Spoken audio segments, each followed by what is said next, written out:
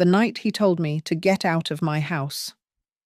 I signed 3 papers that changed everything about bloodlines and birthrights. They thought I was poor, but my signature could freeze both a wedding and a real estate empire overnight. The next morning, I changed my will. By evening, they were begging the very woman they'd humiliated. And in Scottsdale, as gold-plated pens hovered over contracts worth millions, I laid down the final evidence that would shatter their carefully constructed world. My name is Margaret Ellison Maggie, to those who still care enough to use it, and I stood in my son's Savannah townhouse at 10:43 p.m., holding a German chocolate cake I'd baked from scratch, watching my entire world tilt off its axis. The living room buzzed with voices from the Whitford Society crowd, all gleaming teeth and calculated laughter. Lucas had just gotten promoted to senior development manager at his firm, and I'd driven 3 hours from Nashville after my shift to surprise him. The cake plate grew heavier in my hands as conversations stuttered to a halt, one by one, like dominoes falling backward. "Mother." Lucas's voice cut through the sudden quiet. Not "Mom," like he used to say, but "Mother," cold and formal, the way you'd address an unwelcome solicitor at your door. "What are you doing here?" I forced a smile, lifting the cake slightly. "I heard about your promotion, sweetheart. Thought we could celebrate." "You're embarrassing me." The words came out flat, rehearsed almost, as if he'd been practicing them in a mirror. Behind him, Sloane stood with her arms crossed, her expression carved from marble. Her mother, Veronica Whittaker, perched on the cream leather sofa like a vulture in Chanel, her lips curving into something that wasn't quite a smile. "Lucas, I just wanted to get out of my house." Each word dropped like a stone into water. "You don't belong here. You never have." The room held its breath. Someone's champagne glass clinked against a ring. The overhead lights suddenly felt too bright, too exposing, highlighting the flour still under my fingernails from baking. The discount store blouse I'd thought looked nice enough. The drugstore lipstick I'd carefully applied in the parking garage. Graham Whittaker cleared his throat from his position by the marble fireplace, studying his Rolex with sudden intensity. The other guests venture capitalists, society wives, people whose surnames graced hospital wings shifted their gazes away from me like I was something inappropriate that had wandered into their sanitized world. "You heard him?" Sloane's voice sliced through the silence, sharp as winter wind. "This is a private gathering. For family and associates?" The word family twisted in my chest. 28 years of night feedings, emergency room visits, helping with homework until 2 a.m., working double shifts to pay for his college reduced to nothing in front of an audience of strangers he was so desperate to impress. I set the cake down on the nearest surface, a spotless glass console table that probably cost more than I made in 3 months. My hands didn't shake. I wouldn't give them that satisfaction. "I see," I said quietly. "I'll leave you to your associates." Lucas's jaw tightened, but he said nothing. Just stood there in his tailored suit, looking through me like I was already gone. The boy who used to crawl into my bed during thunderstorms, who called me his best friend in the whole world at his high school graduation, had been replaced by this stranger wearing his face. I walked to the door, my sensible flats silent on the hardwood floors that gleamed like dark honey. The rain had started while I was inside, fat drops hitting the windows like accusations. As I reached for the door handle, Veronica's voice floated across the room, pitched just loud enough for everyone to hear. "Well, that was unfortunate." But you really must train them early about boundaries. Mustn't you? Darling. A few nervous laughs rippled through the crowd. My hand froze on the door handle for just a second. Then I turned it and walked out into the rain. The parking garage felt like a tomb, all concrete echoes and fluorescent humming. I made it to my 10-year-old Honda, rain streaming down my face. Or maybe it wasn't just rain. But I wouldn't examine that too closely. My hands were steady as I opened the trunk, pushing aside the jumper cables and emergency kit to reach the hard-sided briefcase I always kept there. The one with the raised seal of Aurelia Estates Fund embossed in gold on black leather. Inside, between legal documents and quarterly reports. My phone waited. I pulled it out, rain still dripping from my hair onto the screen. The contact list scrolled past all those names Lucas didn't know, would never think to know. People who called me Ms. Ellison with genuine respect, who sought my signature on documents that moved millions. I found the name I wanted: Caleb Rhodes, managing partner. Rhodes and Associates, Estate Law. The phone rang twice before his voice came through. Professional, despite the late hour. Maggie, everything all right? I looked back at the townhouse through the rain-smeared garage opening, its windows glowing warm with the party that continued without me. Inside. My son was probably already smoothing over the incident, explaining away his poor mother who didn't understand her place. Caleb, I said, my voice steady as granite. I need you to prepare documents. Tonight? I'm changing everything. The dashboard clock glowed 12:17 a.m. as I ended the call. 3 hours since I'd walked into that townhouse with cake and hope. 3 hours to realize that blood doesn't always mean family, and family doesn't always deserve what blood has built. I started the engine, the briefcase safe on the passenger seat, and drove away from Savannah through the drowning night. Behind me. The party went on, oblivious to the earthquake they'd just triggered with their cruelty. They would learn soon enough that the woman they'd dismissed, the mother they'd humiliated, held more cards than they'd ever bothered to count. 20 years ago, I worked the night shift at Mariner Outreach Center in Nashville, a community organization that served hot meals and offered emergency shelter to anyone who needed it. 4 nights a week, 11 p. to 7 a. I supervised the overnight staff, checked in late arrivals, and made sure everyone had clean blankets and a safe place to sleep. My hands grew calloused from mopping floors, sorting donations, and serving countless cups of coffee to people whose stories broke my heart nightly. Lucas was 8 when I started there. I'd drop him at my neighbor, Mrs. Chen's apartment. Her name was Mrs. Patterson before my shifts, picking him up in the morning just in time for school. He'd complain about the smell of industrial disinfectant that clung to my clothes, wrinkle his nose when I hugged him. Why can't you work somewhere nice? Mom, like Tyler's mom at the bank. I never told him the truth. Never mentioned the municipal bonds tucked away in a safety deposit box 3 miles from our cramped apartment, worth more than the building we lived in. Never spoke of the silent partnership I'd inherited from my father's construction company, generating steady dividends that I funneled into investment accounts under Ellison Hollow LLC. The 3 rental cabins at Norris Lake that brought in $4,000 a month, all managed by a property company that sent checks to a P.O. box Lucas never knew existed. The poverty was deliberate, calculated. I wanted my son to understand what it meant to work for something, to appreciate the weight of a dollar earned through honest labor. I wanted him to see me come home exhausted, feet aching, and still make him breakfast with a smile.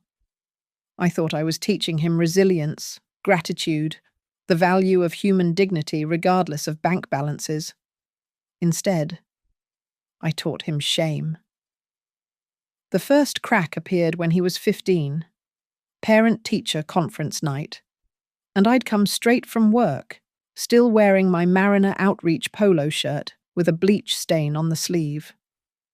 The other mothers clustered in their designer workout wear, discussing vacation plans to Aspen and Martha's Vineyard. Lucas walked 10 feet ahead of me in the parking lot afterward, shoulders hunched. "Could you, maybe, dress differently next time?" He'd asked, not meeting my eyes. By 17, he'd stopped inviting friends over. By 18, he'd started lying about what I did for a living. "She works in community services," he'd tell people, letting them assume I held some administrative position instead of scrubbing toilets and making sandwiches at 2 for the homeless. College was where the transformation completed itself. Full scholarship to Vanderbilt, he'd earned it through his own brilliance. I'll give him that. But once there, surrounded by old money and new attitudes, he learned to be embarrassed by everything I represented. He studied the way his wealthy classmates moved through the world, mimicking their casual arrogance, their entitled ease. He learned to be ashamed of the woman who'd sacrificed everything for him, not knowing she'd chosen that sacrifice deliberately. The irony cut deep. I'd lived small to teach him values, but all he'd learned was to value appearances. I'd shown him honest work, and he'd learned to despise it. I'd given him roots, and he'd spent every moment since trying to tear them up. Meanwhile, my portfolio grew in silence. The municipal bonds matured and rolled over. The construction company shares split twice, then 3 times. A development firm approached me about the Norris Lake properties, offering 3 times their value, but I held firm. Every month, I'd review the statements that came to my P.O. box, watching numbers climb while I went home to my modest apartment, ate simple dinners, and pretended to worry about making rent. Caleb Rhodes knew, of course. Had known since my father's death when he'd handled the estate. "Why the charade, Maggie?" he'd asked once, early on. "Your boy deserves to know his family's position." "Position isn't character," I'd told him. "I want him to build character first. The position can come later. But character, I learned too late, can't be forced. It has to be chosen." And Lucas had chosen differently. The night I stood in his Savannah townhouse, holding that rejected cake, I finally understood the magnitude of my failure. Not because I'd failed to teach him properly, but because I'd failed to see who he truly was beneath my hopes for him. The contempt in his eyes wasn't new.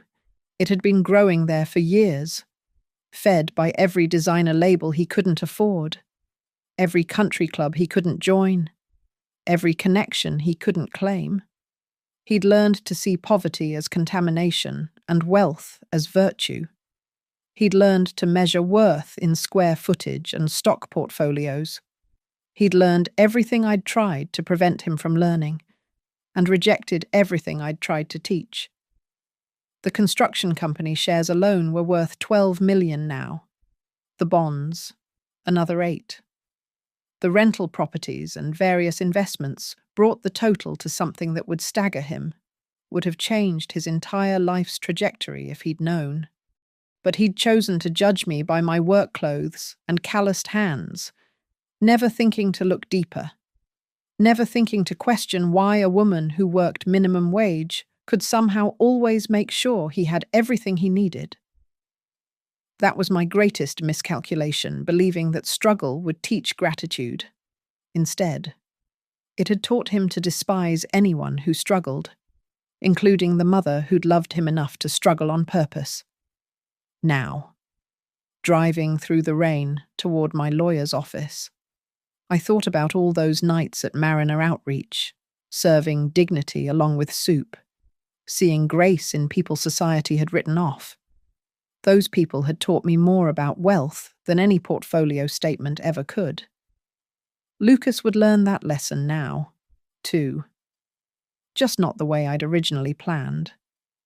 Sloane Whitaker entered Lucas's life like a cold front in August, sudden, unexpected, and changing everything in its wake. I first met her at a coffee shop in Nashville's Green Hills district, where Lucas had asked me to meet his someone special. She walked in, wearing a cream-coloured suit that probably cost more than I made in a month at Mariner. Her blonde hair pulled back in a way that looked effortless, but probably took an hour to achieve. "You must be Lucas's mother," she'd said, not extending her hand, just offering that practiced smile that never reached her eyes. She worked in high-end public relations, managing accounts for Nashville's elite country music stars, healthcare executives, the kinds of people whose scandals she buried and whose images she polished until they gleamed like false teeth. But it was her mother, Veronica Whitaker, who truly orchestrated the transformation of my son. The Whitakers were old Nashville money, the kind that traced its roots back to cotton and railroad fortunes, sanitized now through generations of careful reinvestment and strategic philanthropy. They were cornerstone members of the Whitford Society, that exclusive social club that met in restored antebellum mansions and decided which causes were worthy of their attention. The first family dinner I attended at the Whitaker estate should have been my warning. Veronica had scrutinized me like I was livestock at auction, her gaze lingering on my department store dress, my sensible shoes, the drugstore purse I'd thought looked nice enough. "And what is it you do, Margaret?" she'd asked, though Lucas had surely already told her. "I work at Mariner Outreach Center. We provide services for—" How charitable. She'd cut me off, the word charitable dripping with something that wasn't quite approval. "Lucas, darling, would you help Graham with the wine selection?" The moment Lucas left the room, Veronica's mask shifted slightly. "Let me be clear," she said, voice still pleasant but eyes hard as January ice. "This family has certain standards, expectations. I'm sure you understand the importance of proper presentation." She'd then handed me a printed card, actually handed me a card with guidelines for family gatherings, dress codes, conversation topics to avoid, a note about professional development opportunities that was clearly meant as an insult. At the bottom, in italics, "We find it best when everyone knows their place in the family dynamic." My place, as it turned out, was in the kitchen during their fundraising galas. "Margaret is so helpful," Veronica would tell her friends, steering me toward the catering staff. "She insists on assisting. It's in her nature. You understand all that community service work." Lucas never defended me, not once. He'd watch his future mother-in-law maneuver me into corners, assign me to coat check duty, introduce me as Lucas's mother who works in public service, with that meaningful pause that let everyone draw their own conclusions. He'd stand there in his new designer suits gifts from Sloane. I learned nodding along like a puppet whose strings were made of gold thread. The Whitakers were hunting bigger game than just my son, though. They had their eyes on a massive development opportunity in Scottsdale, 40 acres of prime desert real estate that could become a luxury resort and residential complex. But they needed investors, needed clean money and cleaner reputations to make it happen. Lucas, with his newly minted position and his carefully scrubbed background, was perfect.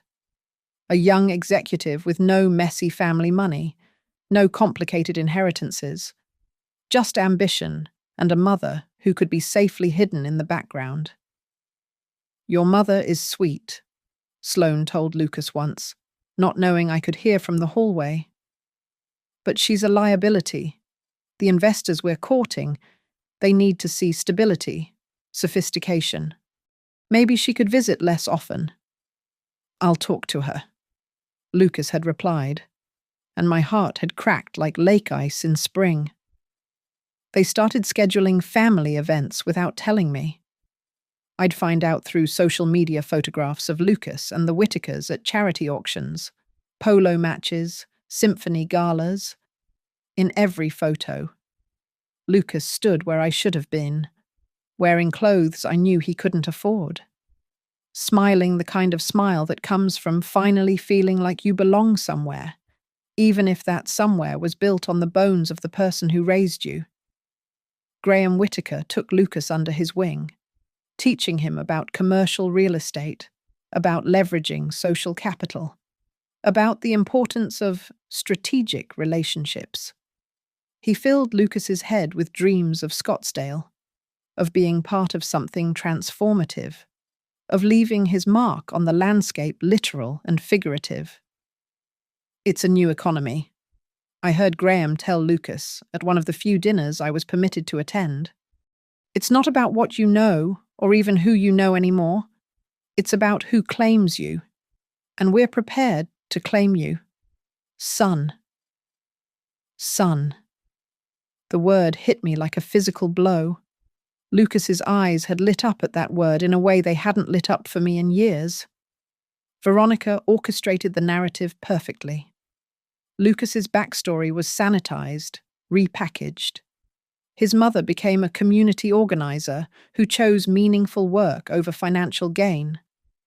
His modest upbringing became learning the value of hard work from the ground up. His shame transformed into something that sounded almost noble, as long as you didn't look too close, as long as you didn't see the woman behind the story who was being steadily erased. By the time that night in Savannah arrived, the night he told me to leave, I had become a ghost in my own son's life. The Whitakers had succeeded in what they'd set out to do. They'd acquired Lucas as surely as they acquired properties, renovating him until nothing of the original structure remained. What they didn't know, what none of them knew, was that while they were playing their society games, the woman they'd dismissed as worthless was quietly positioning herself on the very board they thought they controlled. Every slight, every dismissal, every carefully orchestrated humiliation had only sharpened my resolve. The Scottsdale development they coveted, I'd been tracking it for 2 years through my connections at Aurelia Estates Fund. The investors they were courting. Some of them owed their starts to quiet angel investments from Ellison Hollow LLC, the clean reputation they needed. It could be destroyed by one woman with the right information at the right moment. They thought they were predators, and I was prey. They were about to learn that sometimes the mouse has been a lion all along, just waiting for the right moment to roar. The law offices of Rhodes and Associates occupied the top floor of a glass tower in downtown Nashville, the kind of place where deals were made in whispers and fortunes changed hands with the stroke of a pen. Caleb Rhodes was waiting for me when I arrived at 1:15 still immaculate in his charcoal suit despite the late hour. His assistant had coffee ready, good coffee. Not the bitter brew I served at Mariner. "Tell me what happened," he said simply, gesturing to the leather chair across from his desk. I told him everything. The party, the humiliation, the way my son had looked through me like I was a stain on his new life. Caleb listened without interrupting, his fingers steepled, his expression growing darker with each detail. "The Will Amendment Addendum 04D, he said when I finished. We'll need to restructure everything tonight. His fingers flew across his keyboard, pulling up documents I'd signed years ago, back when Lucas was still young and I still believed love could teach what money couldn't. The original will was simple everything to Lucas upon my death. Standard provisions. Nothing remarkable. What we created that night was something else entirely. The Ellison Dignity Trust, Caleb announced, turning his monitor so I could see. An irrevocable trust with conditional provisions. Your assets transfer immediately into the trust structure, removing them from direct inheritance. What are the conditions? That's where it gets interesting. He pulled up a new document. Educational scholarships for frontline workers, nursing assistants, sanitation workers, food service employees. But here's the key provision.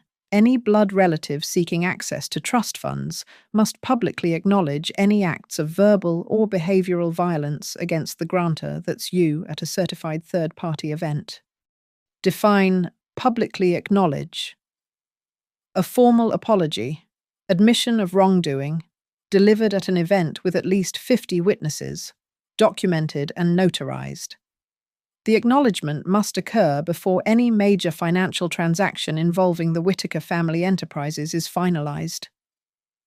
I thought of Lucas, standing silent while Veronica marginalized me, of Sloane's cold dismissals, of Graham's patronizing smiles. Make it 100 witnesses, and add a provision the acknowledgement must include specific details of the incident, not vague generalities. Caleb's smile was sharp as a blade. You've learned well, now, about the Scottsdale situation.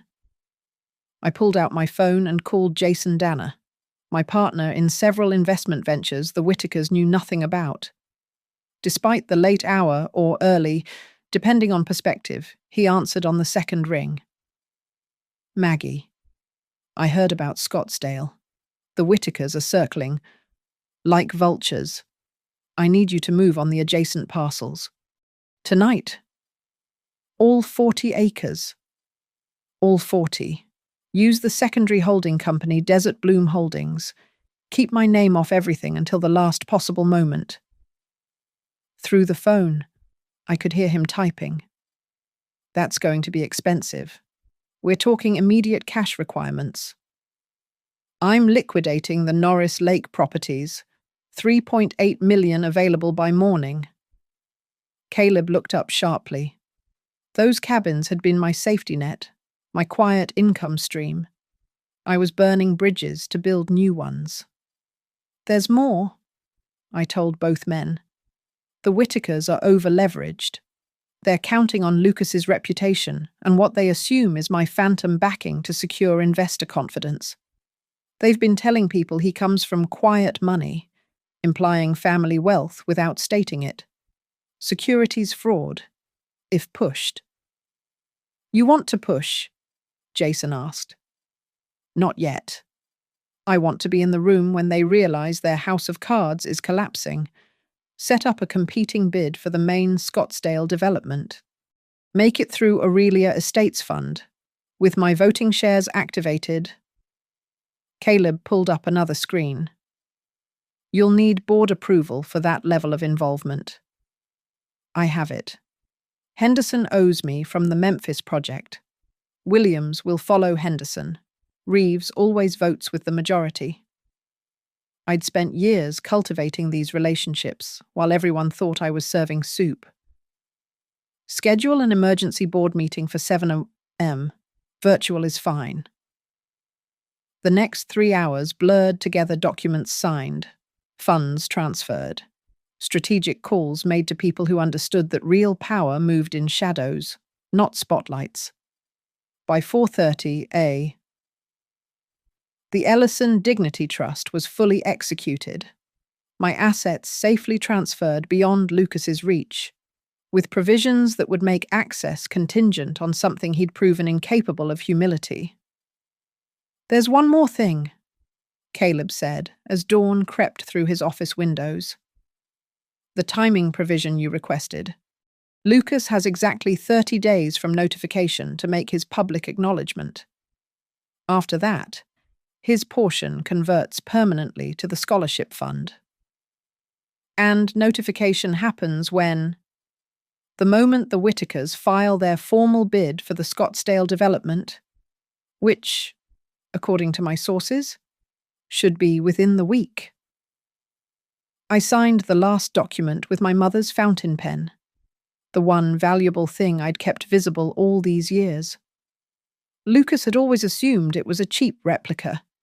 He'd never bothered to look closely enough to see the 18-carat gold nib, the inscription from my grandmother, the fact that it was worth more than his monthly rent. "Maggie," Caleb said quietly as I prepared to leave. "You know this will destroy your relationship with him permanently." I thought of Lucas's face in Savannah, the disgust he hadn't bothered to hide. He destroyed it first. I'm just documenting the damage. Outside, Nashville was waking up. The early morning joggers were out, the coffee shops opening, the city stirring to life. I walked to my Honda, my sensible shoes clicking on the pavement, my drugstore purse hiding documents that could reshape fortunes. My phone buzzed. A text from Lucas. "Mom, about last night. Sloan thinks it would be best if we established some boundaries going forward. Let's talk next month." Next month. After the Scottsdale deal would be settled, he thought. After he wouldn't need to worry about me embarrassing him in front of investors. I deleted the text without responding and drove toward the sunrise. He wanted boundaries. I'd just built walls he couldn't even see yet, topped with legal razor wire and mortared with his own arrogance. The boy who'd told me to leave his house was about to learn that sometimes the person you push out the door is the one holding all the keys. The liquidation of the Norris Lake cabins closed in 72 hours cash deal. No contingencies.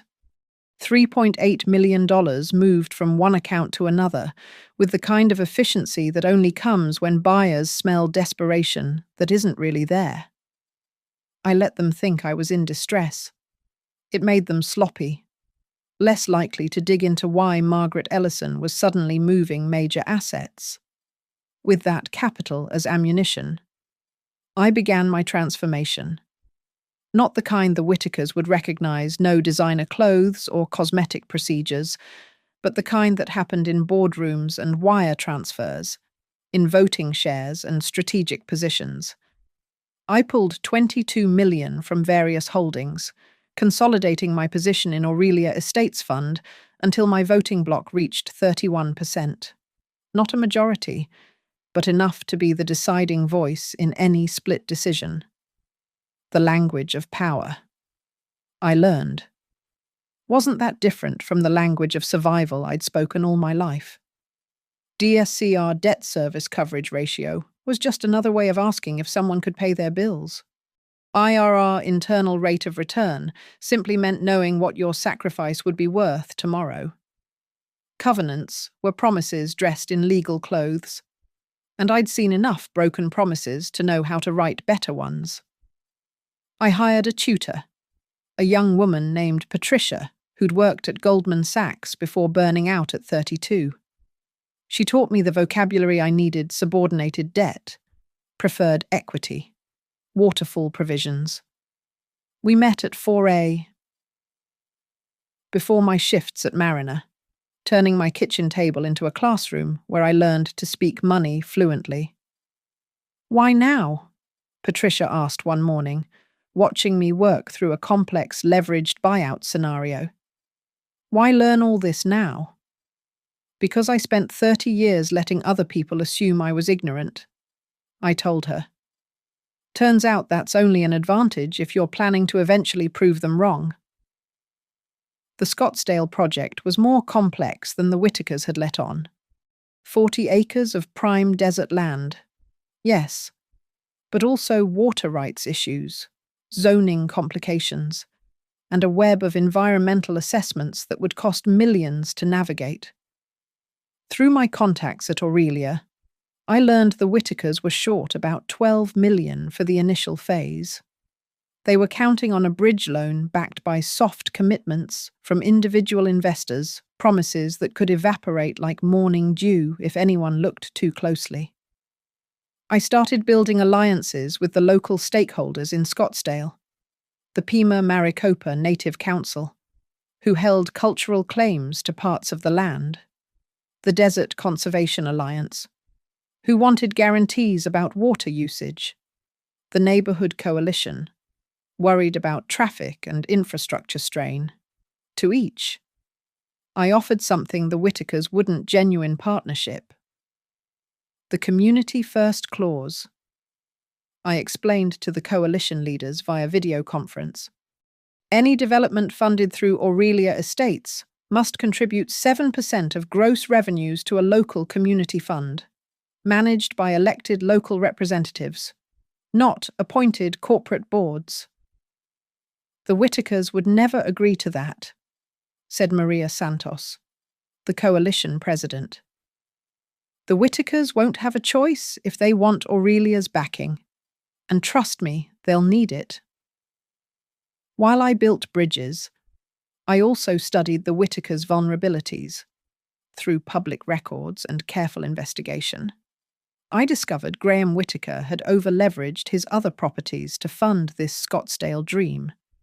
3 hotels in Memphis, 2 office buildings in Birmingham, all carrying debt service that required steady cash flow, 1 disrupted quarter, 1 failed project, and the entire empire would wobble.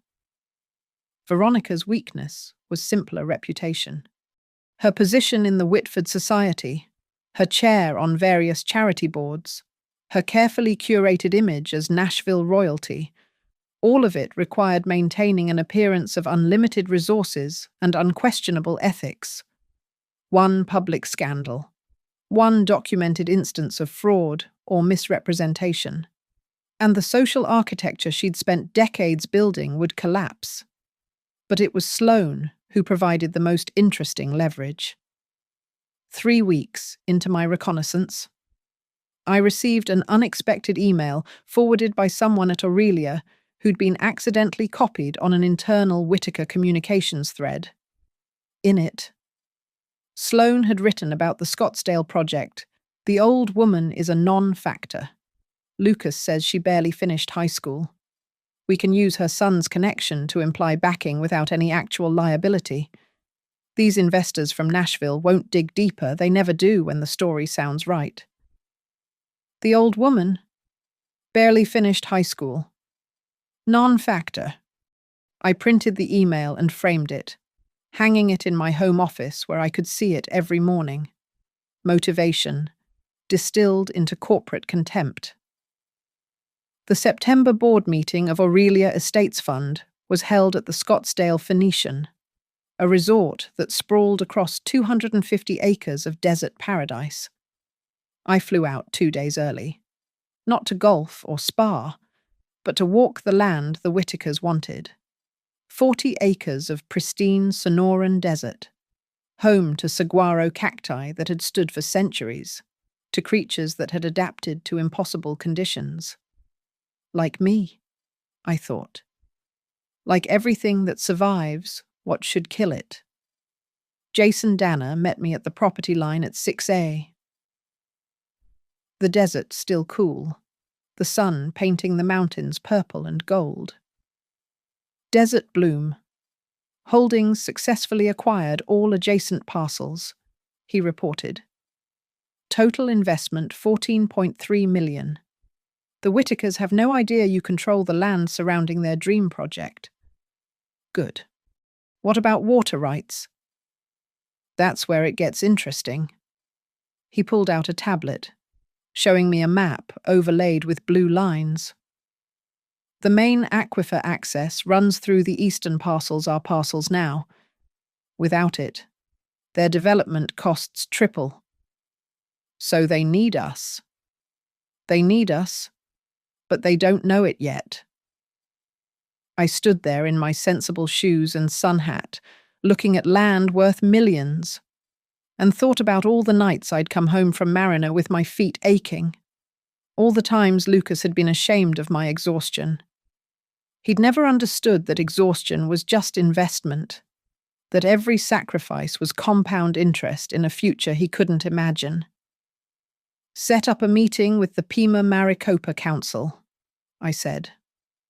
"I want to propose something revolutionary, actual partnership, not just payoffs. 20% of Desert Bloom's profits directed to tribal educational initiatives." Jason whistled low. "That's generous. That's strategic. The Whitakers will promise token donations. I'm offering equity. When it comes time for approvals, who do you think the council will support?"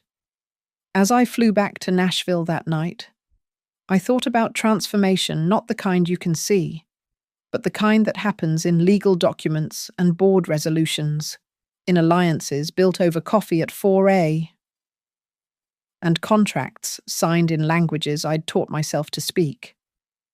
Lucas and the Whitakers thought they were building a kingdom in the desert.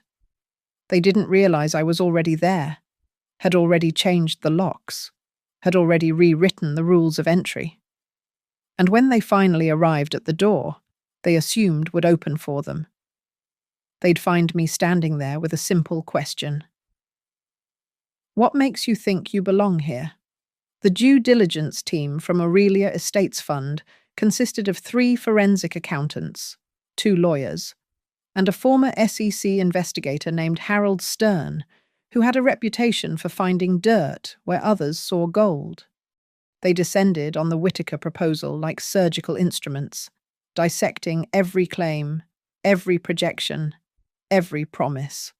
I sat in the corner of the conference room during the initial review, ostensibly taking notes as a community liaison, a title vague enough that no one questioned why I was there.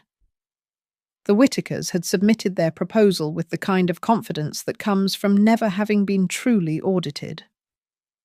"Page 47, Harold announced, his voice cutting through the room. "Funding sources. They list 12 individual investors committing $50 million total. But look at the structure. These aren't firm commitments. They're letters of intent, contingent on successful project initialization." "That's standard," one of the younger accountants offered. "No," Harold corrected, pulling up a document on the screen. "This is standard. What they've provided is smoke. And look here." He highlighted a name on the investor list. Lucas Ellison, listed as Investor Relations Manager, implying he's bringing family capital. But there's no corresponding proof of funds. My pen stayed steady on my notepad, though my pulse quickened.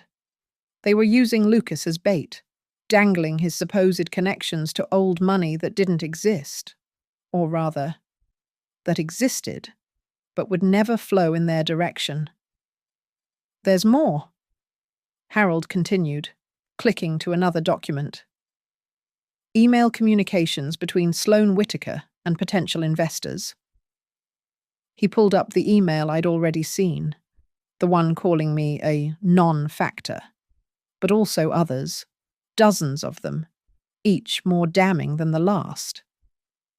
"We can package the mother as sympathetic backdrop," Sloan had written. "Working class, honest, the American dream narrative. Lucas rose despite his circumstances. Investors eat that up.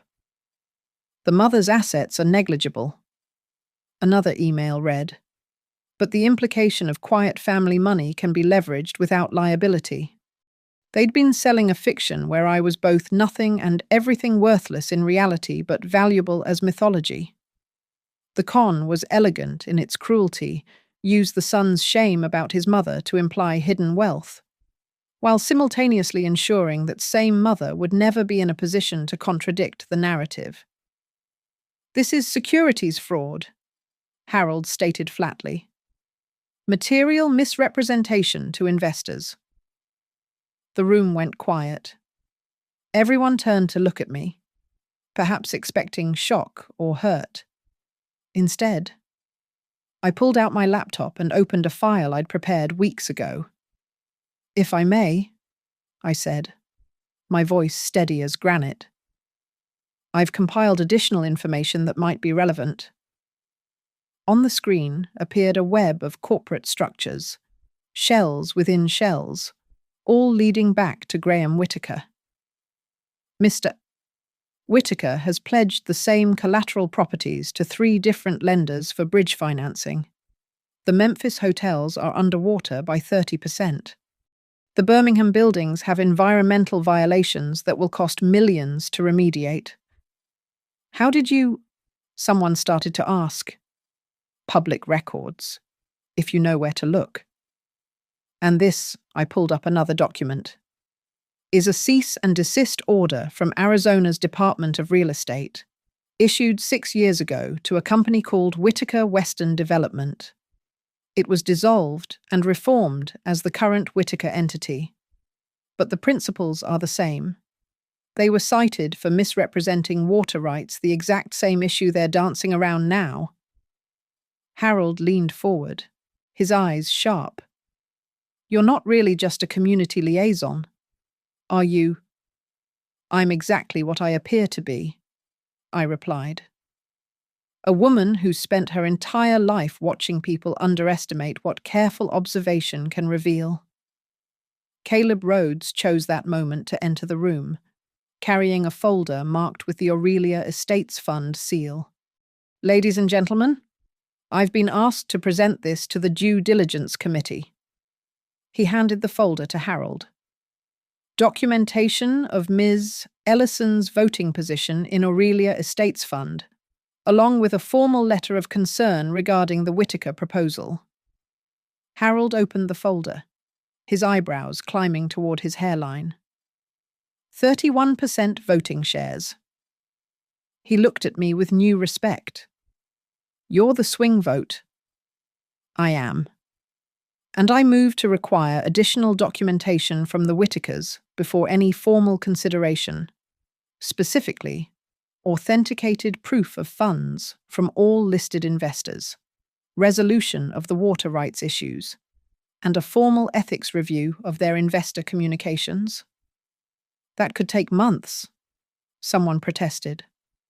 "Or," I continued, "they could withdraw their current proposal and submit a new one that includes community partnership provisions, transparent funding sources, and perhaps most importantly, accurate representations of all parties involved." My phone buzzed.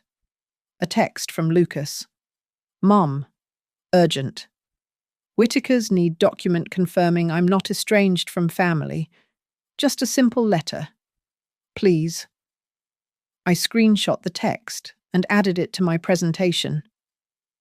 As you can see, the misrepresentations continue. They want me to lie for them now, to provide false documentation of a relationship they themselves destroyed. Harold stood up, gathering his papers. "I've seen enough.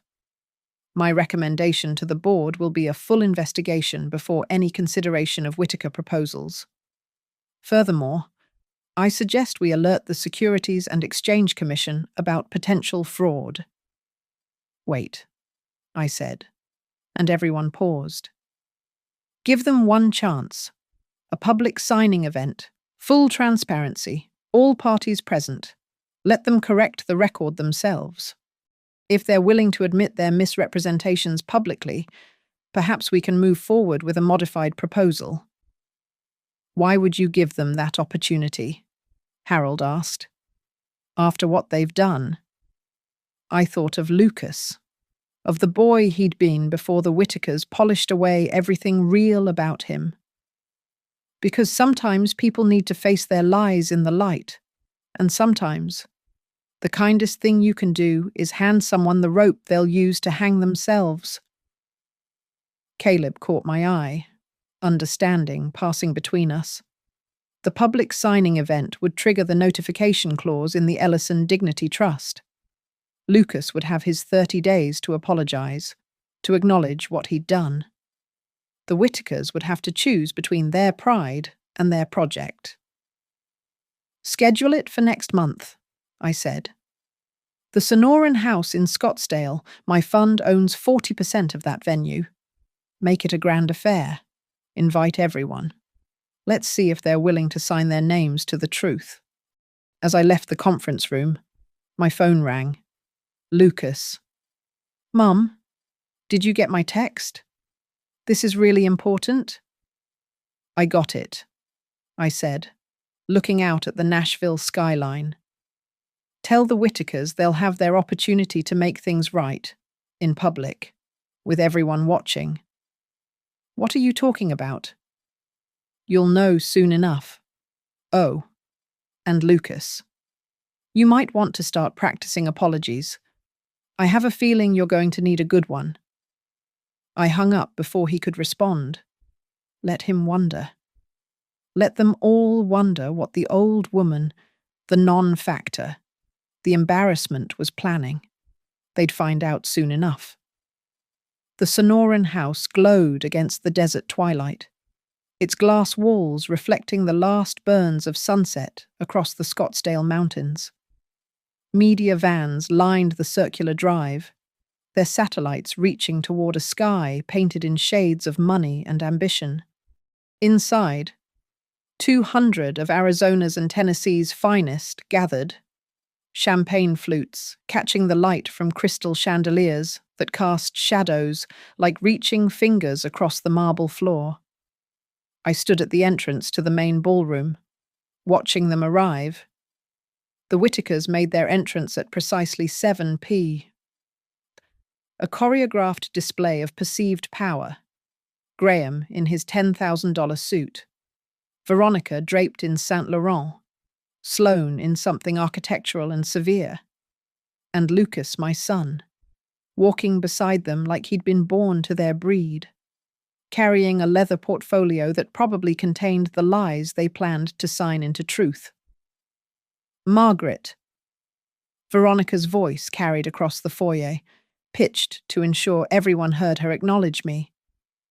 How wonderful that you could attend your son's triumph. She air-kissed my cheek, her perfume aggressive as a declaration of war.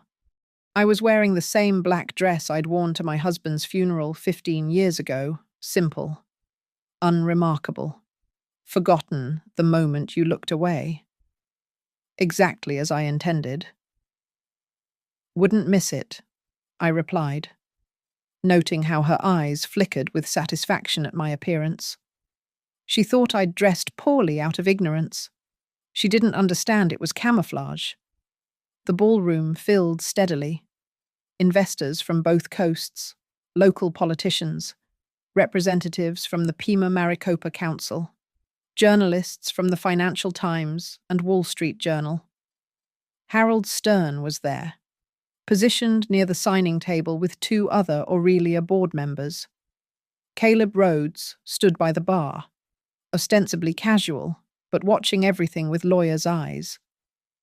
At 7:45, Graham Whitaker took the podium. Ladies and gentlemen, tonight marks a transformative moment for Scottsdale, for sustainable development, for the future of luxury living in the American Southwest. He spoke for 10 minutes, painting visions of resort spas and championship golf courses, of property values soaring like hawks on thermals. He name-dropped senators, celebrities who'd expressed interest, international investors ready to pour money into the desert sand. Not once did he mention water rights, environmental impact, or the communities that had lived here for 1,000 years before his vision was even a whisper. And now, Graham announced, I'd like to introduce the newest member of our development team, a young man who represents the best of American ambition, Lucas Ellison.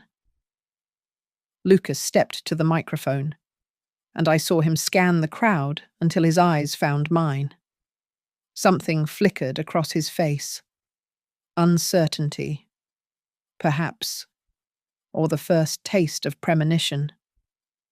He launched into his prepared remarks about bridging old and new economies, about the symbolism of building something magnificent where others saw only emptiness. When he finished, Veronica took the stage. Before we proceed to the signing, we have a special announcement. The Whitaker Foundation is pleased to commit to a community investment program. Excuse me. My voice cut through her words, clear and carrying. I stepped forward from my position by the wall. As co-chair of the Aurelia Estates Fund Oversight Committee, I believe we need to address some preliminary matters. The room shifted. A collective intake of breath. Veronica's smile froze like ice in July. Preliminary matters. Graham's voice held the first edge of concern. Yes. I walked to the podium, my sensible shoes silent on the marble. The Community First clause, for instance, and certain discrepancies in the investor documentation that need to be resolved before any binding agreements. I pulled out my tablet, connecting it to the room's presentation system. On the massive screens behind me appeared the first document, the email where Sloane called me a non-factor. This communication suggests a pattern of misrepresentation, I said conversationally, as if discussing weather. Particularly interesting is the implication that my son's family connections bring financial backing to this project. Lucas's face had gone pale. Sloane's mouth opened and closed like a landed fish. I don't understand, Graham stammered. You're just what? Mr. Whitaker. Just a mother who works at a community centre. Just someone you felt comfortable dismissing. I clicked to the next slide, the documented water rights issues, the over-leveraged properties, the cease and desist order from 6 years ago. Or just the person who controls 31% of Aurelia Estates Fund and owns, through Desert Bloom Holdings, all the land surrounding your proposed development. The silence was absolute. Someone's champagne glass hitting the floor sounded like a gunshot. Furthermore, I continued, pulling up the trust documentation on screen. There's the matter of the Ellison Dignity Trust, established 3 months ago. Any representations of Ellison family money supporting this project would need to meet certain ethical requirements, including, but not limited to, public acknowledgement of any acts of verbal or behavioral violence against family members. I looked directly at Lucas. For instance, telling your mother to get out of my house in front of witnesses. That kind of violence. Veronica stepped forward. This is ridiculous. You can't seriously expect. I expect truth, I interrupted. Something that seems to have been optional in your dealings. So here's what's going to happen. You can withdraw your current proposal and submit a new one with real community partnerships, verified funding, and accurate representations. Or you can proceed with what you have, and I'll call for an immediate vote from the Aurelia board. With my 31% and the allies I've cultivated, how do you think that will go? Harold Stern stood up. I should also mention that the SEC has been alerted to potential securities fraud. Misrepresenting investor backing is a federal crime. The room erupted, investors demanding explanations, journalists firing questions, the Pima Maricopa representatives nodding with what looked like satisfaction. Through it all, Lucas stood frozen at the podium, his prepared papers scattered, his carefully constructed new identity crumbling. You did this, Sloane hissed, advancing on me. You vindictive little... I did nothing, I replied calmly. Except refuse to be the fiction you were selling. I'm not your backdrop, your sob story, or your stepping stone. I'm the woman who holds the cards you never bothered to count. Graham's phone was ringing incessantly. Investors were already heading for the exits. The signing table with its gold-plated pens sat abandoned, the contracts unsigned. The future they'd architected collapsing like a sandcastle at high tide. "There is one way forward," I announced, and the chaos diminished slightly. "Lucas can exercise the acknowledgement clause of the trust, a full, public apology for his treatment of me, an admission of wrongdoing, here, now, in front of everyone. Do that, and I'll consider allowing a modified proposal to move forward." Every eye turned to Lucas, my son, standing there in his expensive suit, surrounded by the Whitakers who'd promised him everything, facing the mother he'd thrown away for their approval. The gold-plated pens glinted in the light, waiting. The whole room held its breath, waiting. And I stood there, finally visible, finally powerful, waiting to see if the son I'd raised had any courage left, or if the Whitakers had polished that away too. The ballroom at Sonoran House had become a pressure chamber. 200 people holding their collective breath as Lucas stood at the podium, his face cycling through emotions like a slot machine searching for the right combination. Behind him, the unsigned contracts lay scattered across the signing table, their gold-embossed headers catching the light like accusations. "Do it," Veronica hissed, her voice carrying in the silence. "Just say whatever she wants to hear." That's when I knew she still didn't understand. This wasn't about words. It was about the soul behind them. Lucas's hands gripped the podium edges until his knuckles went white. He looked at me, then at the Whitakers, then at the crowd of people who'd come to witness a triumph that was turning into a public execution.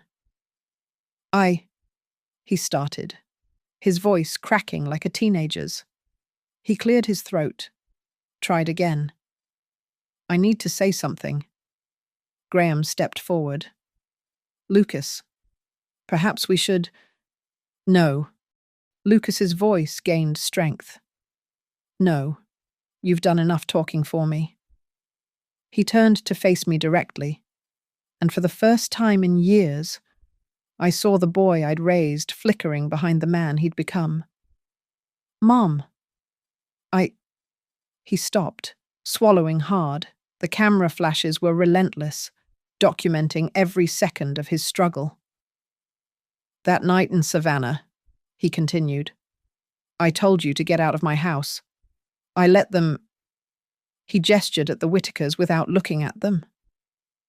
"Convince me that you were something to be ashamed of, that your work, your life, your sacrifice meant nothing because it didn't come with the right labels or the right connections." Sloane grabbed his arm. "Lucas, you don't have to—" He shook her off. "Yes, I do. Because she's right. I committed violence against the person who gave me everything, and I did it for people who only wanted to use me as a prop in their con game." The room erupted in whispers. Veronica's face had gone the color of spoiled milk. "But that's not enough, is it?" "Mom," Lucas continued, and now tears were running down his face, ruining the image the Whitakers had so carefully constructed.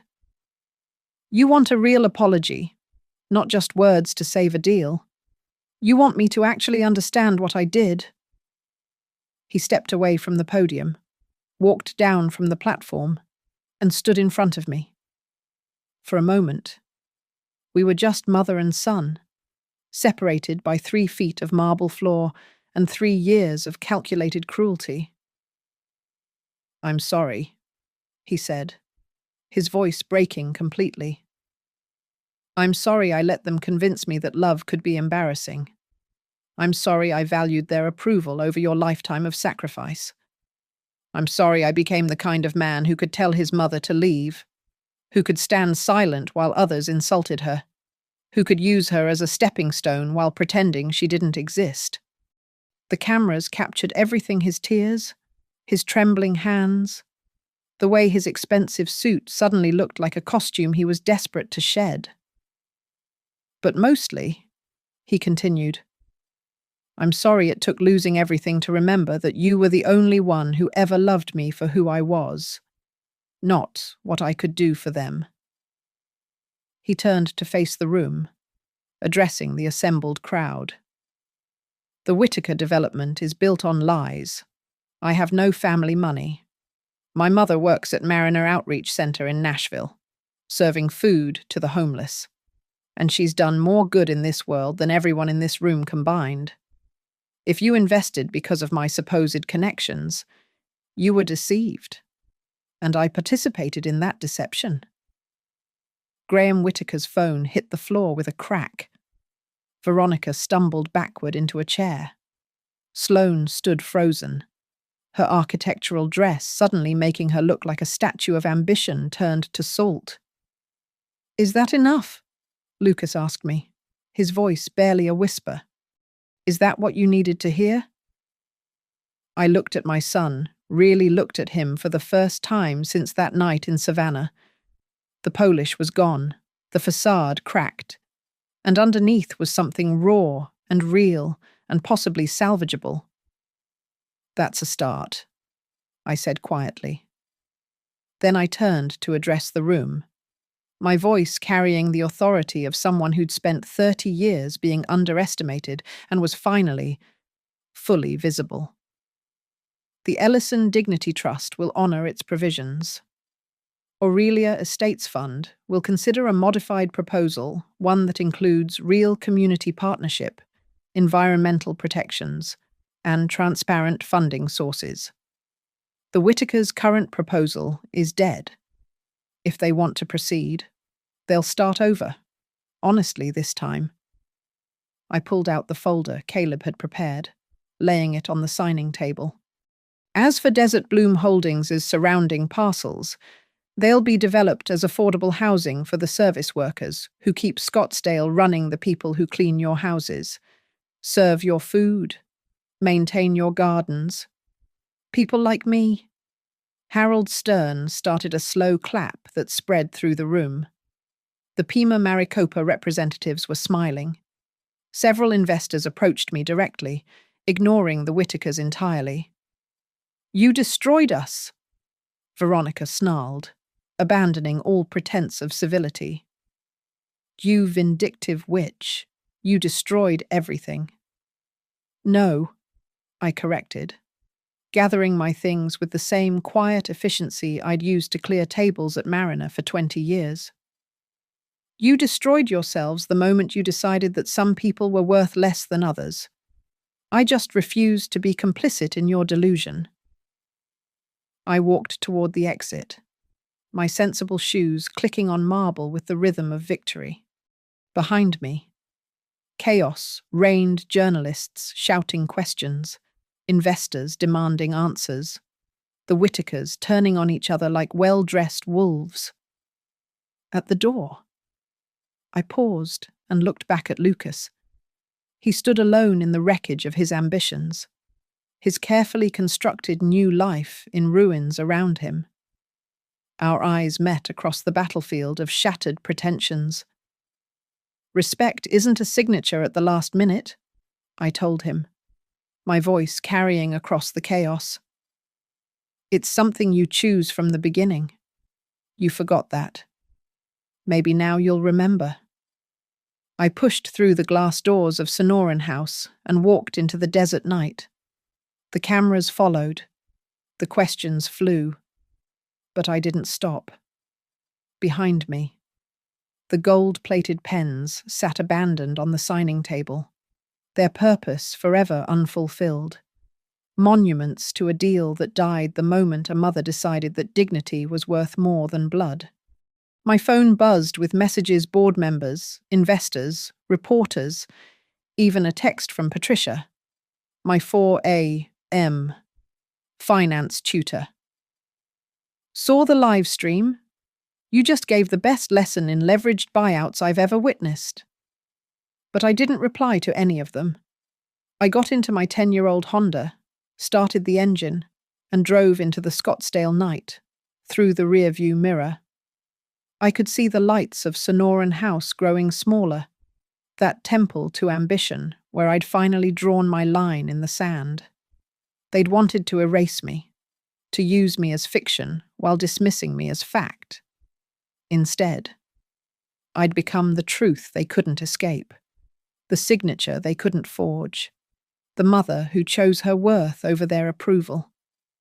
The desert stretched out before me, endless and unforgiving, and I smiled. Some of us were built for hard places. Some of us were made to survive what should destroy us. And some of us know that the best revenge isn't served cold, it's served with documentation, witnessed by hundreds, and signed with a gold-plated pen that never quite touches the paper. Thank you so much for listening to this story. I'd love to know where you're listening from. Drop a comment below and let's connect. If this story resonated with you, please subscribe to the channel and share your thoughts about Margaret's journey. What would you have done in her situation? Your perspectives make these stories come alive.